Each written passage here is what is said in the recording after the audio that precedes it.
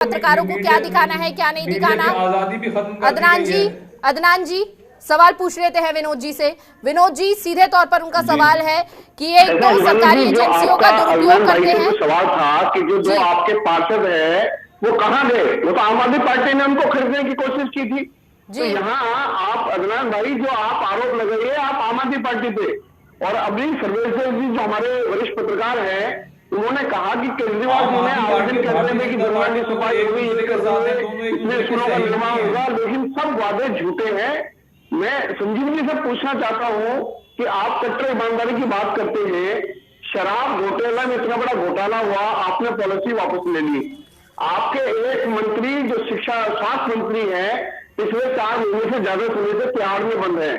आपके विधायकों के ऊपर संजीव भाई जिस तरह से जनता ने दौड़ा दौड़ा के उनके साथ जो व्यवहार कर रहे थे वो पूरी दिल्ली की जनता शर्मसार हो रही थी। ऐसे अनेकों टिकटों का वितरण में घोटालों में एक चीज है। आपके मुख्यमंत्री और आपकी पार्टी के राष्ट्रीय संयोजक जो रोज कम से कम 100 झूठ रोज बोलते हैं, आज आम आदमी पार्टी का दिल्ली में जिस तरह से जनाधार गिरता जा रहा है और आम आदमी पार्टी के अंत की शुरुआत इस निगम के चुनाव से हो गई है।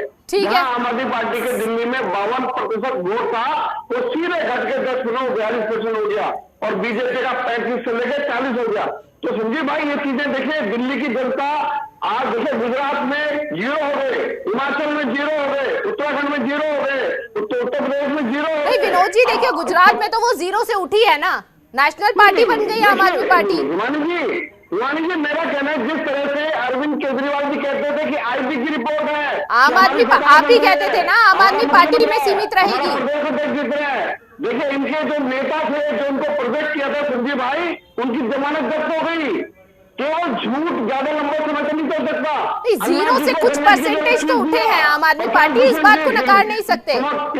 किरण बेदी जी, कुमार विश्वास जी, जिन्होंने जो अरविंद केजरीवाल जी इतने बड़े देश के लोगों के साथ छल कर सकते हैं संजीव भाई, आप जैसे कितने कार्यकर्ता है जिनके साथ ये यूज एंड थ्रो की पॉलिसी है। तो आम आदमी पार्टी के अंत की शुरुआत है।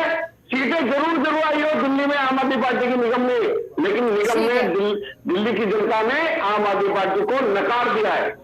ठीक है, संजीव जी से जवाब ले लेते हैं। संजीव जी, कई सवाल है, लंबी लिस्ट है। उनका कहना है सबसे पहले तो खरीद फरोख्त की बात कर लेते हैं। कांग्रेस जी के नेता कह रहे हैं बीजेपी खरीद फरोख्त करती है, वहीं अब बीजेपी ने सीधा इल्जाम लगा दिया है आपके सर पर।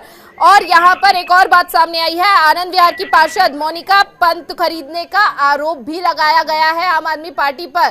तो ऐसे में खरीद फरोख्त का जो स्टैम्प बीजेपी पर लगता आ रहा था अब आम आदमी पार्टी के मत्थे चढ़ गया है। और दूसरी पार्टी ये कि उनका कहना है कि वोट प्रतिशत कहीं ना कहीं आम आदमी पार्टी का कम हुआ है। अब जल्दी से आप इन तमाम सवालों का जवाब दे दीजिए। कि हमारी पार्टी अभी है तो बढ़ने की सब नहीं है। आज 10 साल पहले थे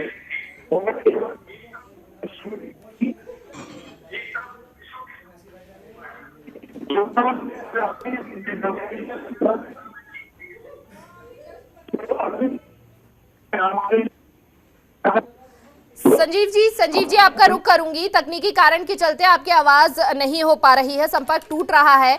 फिलहाल सर्वेश्वर जी का रुख कर लेती हूँ। सर्वेश्वर जी, देख रहे हैं आप खरीद फरोख्त का टैग जो है एक के बाद एक दूसरी पार्टी को मिलता जा रहा है और अब आम आदमी पार्टी के मत्थे चढ़ गया है। आप किस तरह देख रहे हैं इस चीज को? एक बार आप क्वेश्चन फिर से रिपीट करेंगे? लगातार खरीद फरोख्त का इल्जाम जो है कांग्रेस, बिल्कुल सर्वेश्वर जी आप तक आवाज पहुंच रही है हमारी? जी अदनान जी आपका रुख करूंगी, लेकिन सर्वेश्वर जी से एक छोटा सा कमेंट। बिल्कुल आपकी आवाज पहुंच रही है। देखिए कांग्रेस का टैग जो है सीधे तौर पर कांग्रेस का कहना है खरीद फरोख्त करती आई है, बीजेपी हमारी सरकार गिराती हुई आई है कई राज्यों में। और इसके अलावा अब बीजेपी का आरोप है कि ये तो आम आदमी पार्टी कर रही है और कांग्रेस कहती है कि आम आदमी पार्टी बी पार्टी है बीजेपी की। तो किस तरह से देख रहे हैं आप इस पूरी ये आरोप प्रत्यारोप की राजनीति को दिल्ली के अंदर? देखिए, आरोप प्रत्यारोप एक तरीके से आप देखा जाए तो कांग्रेस पार्टी भी आम आदमी पार्टी को वॉक ओवर देती है दिल्ली में, चाहे विधानसभा का चुनाव हो या एमसीडी का। अगर कांग्रेस पार्टी आज एमसीडी में पूरे ताकत और मनोयोग से लड़ी होती तो स्थिति कुछ और होती। जहां पे वो 9 पार्षद जीते हैं, उसमें से 8 पार्षद उनके माइनॉरिटी का जो सीट होता है वो जीते हैं, तो स्थिति कुछ और होती। तब आम आदमी पार्टी कभी ये इलेक्शन नहीं जीती होती। तो और वही आम आदमी पार्टी ने गुजरात के इलेक्शन में कांग्रेस को ही डेंट किया है। आम आदमी पार्टी ने बीजेपी की वोट नहीं ली है। रही बात दिल्ली में कि ऑपरेशन लोटस का इल्जाम लगाया था आम आदमी पार्टी ने बीजेपी पे, आपको याद होगा कि पंजाब में जहां पे कोई गुंजाइश भी नहीं है वहां पे ये आरोप लगाते हैं कि बीजेपी हमारे एमएलए को खरीद फरोख्त कर रही है। यहां दिल्ली में अभी इनके पास 62 एमएलए हैं 70 में से, उस पे इल्जाम लगाती है। अगर दिल्ली में स्थिति ये रहती कि 40 एमएलए आम आदमी पार्टी के पास और बीजेपी के पास उधर 30 एमएलए रहते तो खरीद फरोख्त की संभावना बन सकती थी, या जो कहा जाता है ऑपरेशन लोटस, उसकी संभावना हो सकती है। लेकिन जिसके पास 62 एमएलए हो करंट गवर्नमेंट में, वो कैसे ये चीज कह सकता है? उसी के तरह इन्होंने आरोप लगाया बीजेपी पे अभी तुरंत एमसीडी चुनाव जीतने के बाद कि बीजेपी हमारे पार्षद को कांटेक्ट कर रही है। हुआ क्या? कांग्रेस के विधायकों को इन्होंने पूरे मीडिया की उपस्थिति में अपने में शामिल करवाया। तो यहाँ पे किसके मन में धोखा है, कौन फरेब कर रहा है और क्या स्थिति बन रही है, ये जनता के सामने में है। आरोप प्रत्यारोप सही है, मतलब अगर आम आदमी पार्टी ये काम कर रही है, लगा रही है आरोप बीजेपी पे, तो यहाँ पे कौन झूठा कौन सच्चा ये तो प्रदर्शित हो रहा है। बिल्कुल, वो तो साफ होता हुआ नजर आ रहा है। ठीक है, अदनान जी कुछ कहना चाह रहे हैं, लेकिन अदनान जी यहाँ पर आपको जवाब देना पड़ेगा। चुनावों से पहले आप जमीनी स्तर पर नजर नहीं आते हैं कहीं ना कहीं, और इसी का नतीजा भुगतते हैं रिजल्ट वाले दिन। और एक सबसे बड़ी बात जो आपसे जानना चाहूंगी, देखिए दिल्ली में भारत जोड़ो यात्रा जो है चुनावों के दौरान होनी चाहिए थी, लेकिन जब नतीजे आ गए उसके बाद होना क्या मतलब है? शायद अगर उससे पहले होती तो कोई उसका असर भी देखने को मिल जाता दिल्ली के अंदर। देखिए, भारत जोड़ो यात्रा जो है हमने सिर्फ चुनाव के लिए, चुनाव के नतीजों के लिए, सत्ता के लिए नहीं की है। भारत जोड़ो यात्रा सिर्फ इसलिए हमने की है कि हिंदुस्तान में जिस तरह से एक नफरत का माहौल चल रहा है, हिंदू मुसलमानों को लड़ाया जा रहा है, किसी को प्यार मोहब्बत से रहने नहीं दिया जा रहा, आज आदमी एक दूसरे के दुश्मन बने हुए हैं, सिर्फ इस भारत के सांप्रदायिक सौहार्द को वापस लाने के लिए। क्योंकि भारत देश एक गुलदस्ता है और इसमें तरह तरह के फूल हैं, सब लोग आज एक तरह से प्यार से रहें, मोहब्बत से रहें। भारत को जोड़ने के लिए यात्रा निकाली गई है। आपको अगर याद होगा कि ऐसी यात्रा महात्मा गांधी जी के नेतृत्व में दांडी यात्रा निकाली गई थी, उसके बाद राहुल गांधी जी ने हिम्मत करी है। तो इस यात्रा को सिर्फ सांप्रदायिक सौहार्द को अच्छा करने के लिए, वातावरण को अच्छा करने के लिए, जिस तरह से इस यात्रा को जगह जगह रेस्पॉन्स मिल रहा है, लोग आ रहे हैं, माए बहनें, छोटे बच्चे, स्कूल के लोग निकल कर यात्रा का स्वागत कर रहे हैं। लेकिन अदनान जी आपको नहीं लगता हमने ठीक है अदनान जी आपको नहीं लगता, जब मेरी बात पूरी करने दीजिए, हमने ये यात्रा चुनाव के लिए नहीं की थी, क्योंकि जिन जिन राज्यों में चुनाव होने वहां यात्रा नहीं की, क्योंकि हमारा मकसद सत्ता नहीं है। कोई भी राजनीतिक दल अगर होता है उसके लिए सबसे पहले देश होना चाहिए। कांग्रेस के लिए सत्ता से पहले देश है। हम सिर्फ इतना चाहते हैं कि दिल्ली में जिसको भी जनादेश मिले, हमको विपक्ष में बैठने का जनादेश मिला, हम उसको स्वीकार करते हैं हंसते हंसते। जाहिर सी बात है, जो नतीजे आए उससे हमें भी चिंता हुई है, वो नतीजे हमारी आकांक्षाओं के अनुरूप नहीं आए, उन्हें हमें कहीं ना कहीं हमारी कमी रही होगी। हम दोबारा जनता के बीच में जाएंगे, काम करेंगे, और जनता के जो मुद्दे हम उठाते थे, उठाते हैं, उठाते रहेंगे, उनसे हम कभी मुंह मोड़ने का काम नहीं करेंगे। लेकिन अरविंद केजरीवाल के बारे में मैं सिर्फ इतना कहना चाहता हूं, उनके कथनी में और करनी में इतना फर्क है। आज आप देखिए, दिल्ली को कूड़े के ढेर में तब्दील कर दिया गया। एमसीडी के जो स्कूल हैं उनके टीचर हड़ताल पर चले जाते हैं, एमसीडी के अस्पतालों के जो डॉक्टर हैं वो आए दिन हड़ताल पर चले जाते हैं, कर्मचारियों के वेतन नहीं मिलता। भारतीय जनता पार्टी सेंटर में उनकी सरकार है, वो चाहे तो इस मसले को निपटा सकती थी, लेकिन भारतीय जनता पार्टी और अरविंद केजरीवाल आपस में सत्ता के लालच में एक दूसरे को आरोप प्रत्यारोप लगा देते हैं और जनता की लड़ाई नहीं लड़ते। जितने देखिए अदनान जी एक सवाल आप ही से है, आप ही को जवाब देना है। छोटा सा सवाल है, जब छोटे चुनावों में कांग्रेस नहीं दिख रही है तो 2024 का टारगेट कैसे लेकर चल रही है कांग्रेस? मैडम आप छोटा सा चुनाव क्योंकि अभी हम लोग ने हिमाचल में कितना अच्छा चुनाव जीता, हमारी सरकार बनी है, वहां थे भी नहीं। ठीक है, छोटा चुनाव कौन सा होता है, राज्य का चुनाव था, वहां हम लोग जीते आए। नगर निगम चुनावों में उतरी कांग्रेस, चुनाव होगा, पूरी तैयारी जिस तरह से नगर निगम चुनावों में उतरी कांग्रेस, अगर मुस्लिम बहुल्य इलाकों, अगर मुस्लिम बहुल्य इलाके आपका साथ नहीं देते तो आपके हाथ खाली थे, कांग्रेस के हाथ खाली थे। हाँ, जाहिर सी बात है, कांग्रेस के हाथ खाली नहीं थे मैडम। ये सबसे ज्यादा चिंता का विषय दिल्ली सरकार के लिए, आम आदमी पार्टी के लिए, क्योंकि अल्पसंख्यकों ने कुछ वक्त पहले आम आदमी पार्टी को झोली भर भर के वोट दिए थे, और जब से मरकज निजामुद्दीन पर इन्होंने FIR करने के ऑर्डर दिए और दिल्ली दंगों में जाके अल्पसंख्यकों के हालात नहीं पूछे, वहां एक कयामत गुजर रही थी, लोग भूख से मर रहे थे, प्यास से मर रहे थे। मैंने वहां जाके वो मंजर अपनी आंखों से देखा है, दीवारें लहूलुहान थी, नालों में लाशें पड़ी हुई थी। उस वक्त अरविंद केजरीवाल वहां लोगों को पूछने भी नहीं गए कि क्या होने वाला है। मरकज, हमारा हिंदुस्तान जो है, हिंदू मुस्लिम एकता का प्रतीक है, आस्था का प्रतीक है। संजीव जी से जान लेते हैं, दरगाह में सब लोग संजीव जी से जान लेते हैं, लेकर जाते हैं, वो पूरी होती है। सिर्फ इस अरविंद केजरीवाल ने उस मरकज पर FIR कराने के आदेश दिए, तो इनको उसकी नाराजगी दिखाई दी गई। आप देखिए, दिल्ली का वोटर जो है इनसे मुंह मोड़ रहा है। ठीक है, संजीव जी से जान लेते हैं। संजीव जी, क्या आपका वोट बैंक कम होता हुआ नजर आ रहा है दिल्ली के अंदर? जो आपका वोट बैंक था वो आपसे मुंह मोड़ता हुआ नजर आ रहा है?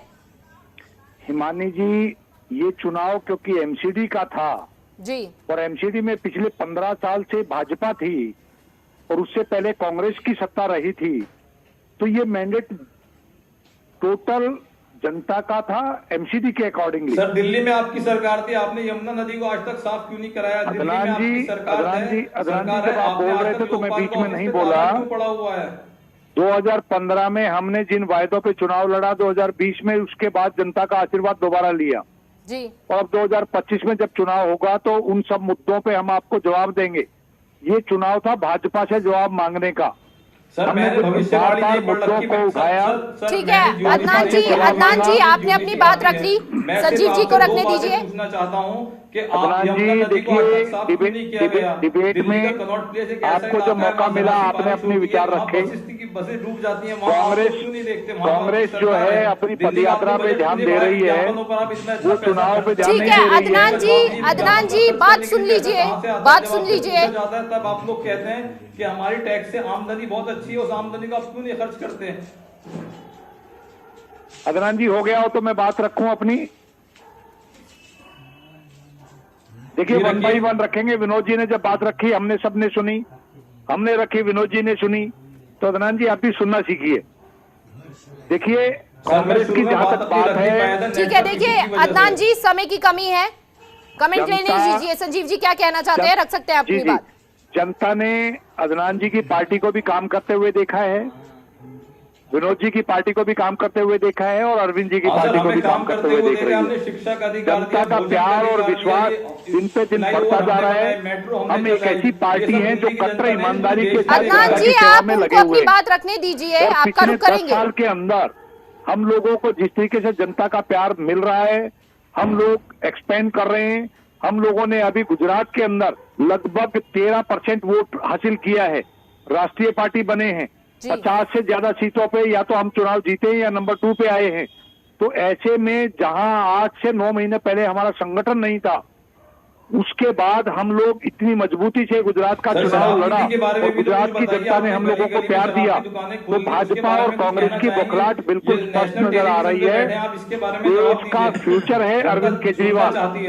अरविंद केजरीवाल जी क्योंकि मुद्दों की बात करते हैं, आम जनता की बात करते हैं, हिंदू मुसलमान की राजनीति हम लोग नहीं करते हैं। हम लोग कट्टर राष्ट्रभक्त हैं, हम लोग राष्ट्र को नंबर 1 बनाना चाहते हैं। अदनान जी, अगर आप बीच में बोलेंगे तो संजीव जी अपनी बात पूरी नहीं रख पाएंगे, समय की कमी है, समझिए इस बात को। दिल्ली शहर सबसे साफ सुथरा हो, इस मिशन में हम लोग शुरू हो चुके हैं और 3 महीने नहीं, पूरे 5 साल तक इस काम को लगातार करते रहेंगे।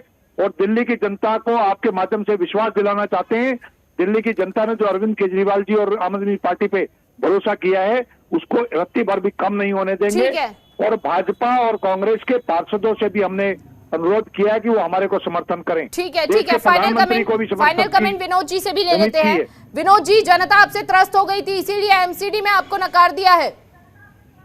देखिए, मेरा अदनान भाई से सवाल है। जो संजीव जी ने कहा कि राहुल जो बाबा है, राहुल गांधी जी, वो देश को जोड़ने की बात कर रहे हैं जगह जगह, लेकिन जिस तरह से अभी अरुणाचल में जो चीनी सैनिक और हमारे देश के जो फौजियों के बीच में हुई, उसमें राहुल गांधी जी का अपने देश की सेना का मनोबल बढ़ाना एक बहुत ही दुर्भाग्य की बात है। दूसरा, संजीव भाई ने कहा कि अरविंद केजरीवाल जी, संजीव भाई मैं आपसे एक चीज पूछना चाहूंगा कि क्या दिल्ली में आपका जो वोट है 52% से घट के 42 क्यों हुआ? क्या आपने कहा कि हमारी पार्टी राष्ट्र पार्टी हुई, बहुत अच्छी बात है, बहुत बधाई, लेकिन दिल्ली जहां से आपने ये जो राजनीति की शुरुआत आम आदमी पार्टी ने शुरू की थी, अन्ना जी के कंधे पे आपने राजनीति की शुरुआत की थी, यहाँ जनता क्यों घट रहा है? क्या कारण है कि 10% वोट डाउन हो रहा है आपका?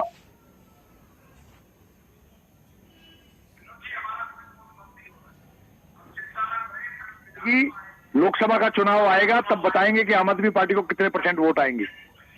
चलिए, हम लोग इंतजार करते हैं। आपको देखिए, आप इंतजार करते हैं, लेकिन कहीं ना कहीं संजीव भाई स्थितियां ठीक नहीं है।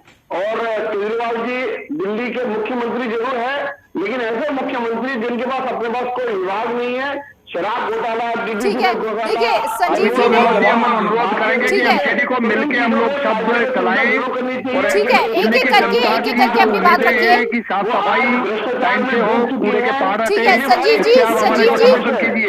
संजीव जी, विनोद जी की बात सुन लेते हैं, हमने उसके बाद अपने कार्यकाल में बात मनरेगा दिया देश को, शिक्षा का अधिकार दिया, भोजन का अधिकार दिया, IIT दी, IM दी ना। हमारे समय में कभी MCD में हड़ताल हुई, सबको समय पर वेतन दे दे, दिल्ली की साफ सफाई की दुनिया कायल थी। ठीक है, देखिए विनोद जी, मेरा आपसे सवाल है, पहले आप कह रहे थे कि मेयर तो हमारा ही होगा, फिर आप पीछे हटते हुए नजर आए हैं, उसके पीछे का क्या कारण समझा जाए? अब आप अपनी रणनीति की बात कह रहे हैं। देखिए, दिल्ली के मुख्यमंत्री आम आदमी पार्टी तो यहाँ पर शुरुआती चर्चा में, एक मिनट विनोद जी, एक मिनट दीजिए, एक मिनट सवाल पूरा करने दीजिए, सवाल पूरा करने दीजिए विनोद जी। उनका यही, हमने कहा ठीक है आप काम करिए। दिल्ली की जनता ने आपको जो वोट प्रतिशत, जो मैं बार बार आपके चैनल पर पहले भी मैंने कहा, आज भी कहा, शुरुआती चर्चा में, क्योंकि देखिए MCD में बोलना बहुत आसान होता है, काम करना बहुत होता है। 8 साल दिल्ली सरकार को होने जा रहे हैं, 8 साल संजीव जी, ठीक है, लेकिन घोटाले में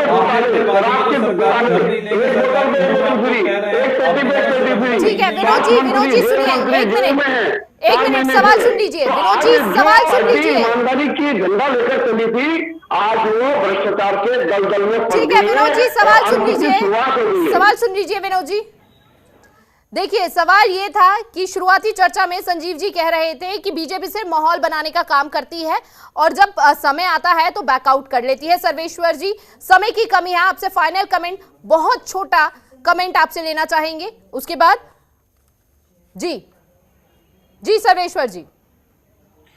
देखिए हिमानी जी, जो भी हो आरोप प्रत्यारोप, दिल्ली में MCD इलेक्शन आम आदमी पार्टी जीती है, इसको संभालने देना चाहिए। और हमें ये देखना चाहिए कि अरविंद केजरीवाल ने जो वादे किए हैं, झूठे वादे जनता से, वो कितने पे खड़े उतरते हैं। ठीक है, ये तो आने वाले समय पे पता चल जाएगा। बहानेबाजी, बतौलेबाजी थी अरविंद केजरीवाल की, खत्म हो चुकी है। बिल्कुल आने वाले समय में स्थिति क्लियर हो जाएगी। आप सभी का शुक्रिया बहुत बहुत, हमें अपना कीमती समय देने के लिए और हमारे साथ जुड़ने के लिए हमारी खास चर्चा में। लेकिन सवाल बरकरार है कि आखिर कौन सी पार्टी का मेयर बनेगा, क्योंकि जिस तरह से संकेत दिए जा रहे हैं बीजेपी की ओर से, वो कहीं ना कहीं बैकआउट होती हुई नजर आ रही है। बैकआउट के पीछे भी बड़ी रणनीति है कि 3 महीने के अंदर आम आदमी पार्टी कितना काम कर सकती है। जो दावे वादे जनता के बीच रखकर किए गए थे आम आदमी पार्टी द्वारा, जिन वादों के साथ MCD में काबिज हुई है आम आदमी पार्टी, क्या उन पर खरी उतर पाएगी? खरी नहीं उतर पाती है तो बीजेपी के लिए ये वो बड़े मुद्दे होंगे जिससे बीजेपी अपना मेयर बनाने में आने वाले समय में कामयाब हो सकती है। फिलहाल हमारी खास चर्चा में बस इतना ही। तमाम बड़ी खबरों के लिए बने रहिए जनतंत्र टीवी के साथ।